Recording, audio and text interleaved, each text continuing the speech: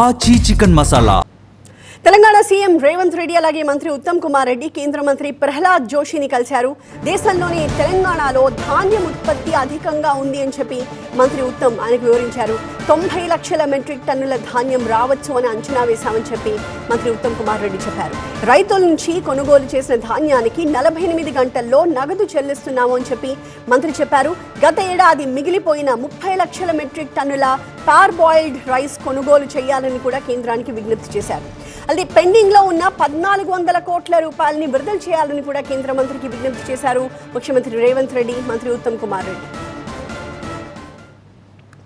గౌరవ ముఖ్యమంత్రి గారు, నేను కేంద్ర food and public distribution minister Prahlad Joshi గారి గురించి కలిసినాము.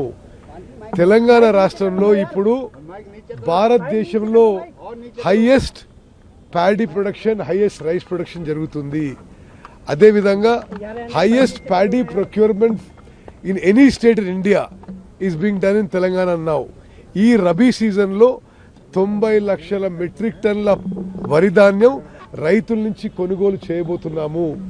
తెలంగాణలో మేము వరి ధాన్యం కొనుగోలు చేసి రైతులకి 48 గంటల్లో ఎంఎస్పి ప్రైస్ వాళ్ళ బ్యాంక్ అకౌంట్లో వేస్తున్నాము.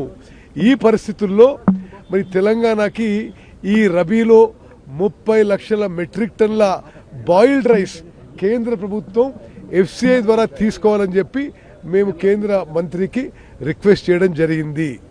అదేవిధంగా ఒక 10 ఏళ్ల నుంచి 1400 కోట్లు కేంద్ర ప్రభుత్వం నుంచి రాష్ట్ర ప్రభుత్వానికి డ్యూ ఉన్నాయి. అవి కూడా వెంటనే విడుదల చేయమని చెప్పి కేంద్ర మంత్రి విజ్ఞప్తి చేసినాము.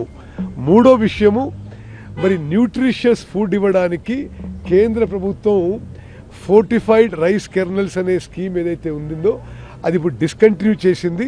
అది కరెక్ట్ కాదు. మరి స్కూల్ పిల్లలకి రేషన్ రైస్లో, హాస్టల్స్లో ఎఫ్ఆర్కే రైస్ కంటిన్యూ చేయాలని చెప్పి కేంద్ర మంత్రి గారిని రిక్వెస్ట్ చేసినాం.